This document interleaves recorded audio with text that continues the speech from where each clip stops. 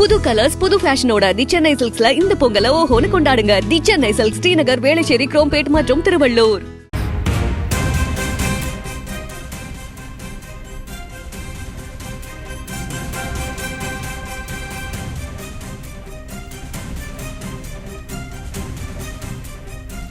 மற்றும் ஒரு அண்மை செய்தி, காஞ்சிபுரத்தில் குறைந்த அளவிலாகவே அரசு பேருந்துகள் இயக்கப்பட்டு வருகிறது. இது குறித்த கூடுதல் விவரங்களோடு இணைகிறார் எமது செய்தியாளர் துரை வெங்கடேஷ். வணக்கம் துரை வெங்கடேஷ், விவரங்கள்.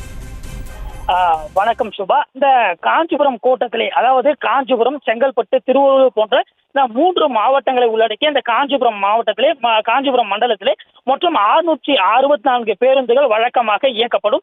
ஆனால் இந்த காலை முதலே இந்த சொற்பளவிலான காஞ்சிபுரம் பணிமனையிலிருந்து, அதாவது காஞ்சிபுரம் மாவட்டத்திலே காஞ்சிபுரம் பணிமனையானது 4 பணிமனையானது இருக்கிறது. இந்த 4 பணிமனைகளிலிருந்துமே சொற்பளவிலான அந்த பேருந்துகளானது, அதாவது 40% முதல் 50% வரையே தற்போது பேருந்துகளானது இயக்கப்பட்டு வருகிறது. குறிப்பாக சொல்ல வேண்டும் என்று சொன்னால், இந்த கோரிக்கை பணிமனையிலிருந்து 46 பேருந்துகள் செல்ல வேண்டிய நிலையிலே 16 பேருந்துகள் மட்டுமே இந்த 8 மணி நிலவரப்படி அந்த பேருந்துகளானது சென்றிருக்கிறது. அதே போன்று இந்த கோரிக்கையினுடைய 2வது பணிமனையிலே 36 பேருந்துகள் செல்ல வேண்டும். ஆனால் 10 பேருந்துகள் மட்டுமே வெளியில் சென்றிருக்கிறது. அதே போன்று காஞ்சிபுரம் பேருந்து நிலையத்தில் 62 பேருந்துகள் செல்ல வேண்டிய கூடிய நிலையிலே அந்த 13 பேருந்துகளானது தற்போது வரை வெளியில் சென்றிருக்கிறது.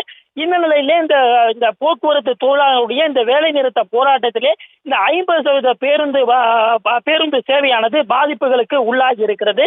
தொடர்ந்து இந்த பாதுகாப்பு கருதி அங்கு போலீசாரும் தற்போது குவிக்கப்பட்டிருக்கிறார்கள். மேலும் அவர்களுக்கு இந்த போக்குவரத்திற்கு எவ்வித இடையூறும் ஏற்படுத்த வண்ணம், மற்ற தொழிற்சங்கங்களை சார்ந்தவர்கள் எந்த இடையூறும் ஏற்படுத்த வண்ணம் அங்கு போலீசார் பாதுகாப்பு பணியிலும் ஈடுபட்டு வருகிறார்கள்.